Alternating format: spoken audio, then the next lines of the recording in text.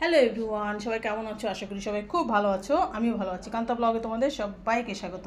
Current নাই, সকাল থেকে যাচ্ছে আসছে, আর এখন তো লাগাতার নাই। ছেলেকে নিয়ে আসছি স্কুল থেকে, তারপর থেকে একদম কারেন্ট নাই।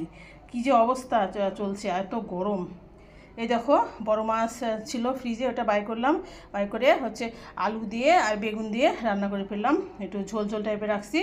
আর এই যে ওই মাছেরই মাথা ছিল, সেই মাথা দিয়ে পুঁই শাক দিয়ে ঘন্ট করে ফেলছি সুন্দর করে।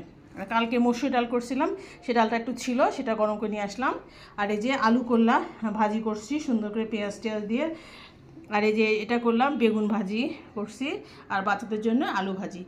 আর আমাদের বাঙালির স্পেশাল ভাত তো থাকবেই, ভাত ছাড়া তো আমাদের চলবে না। তো এই ছিল আজকে আমাদের মেনু। কেমন হলো আমাদের রান্নাগুলো জানিও।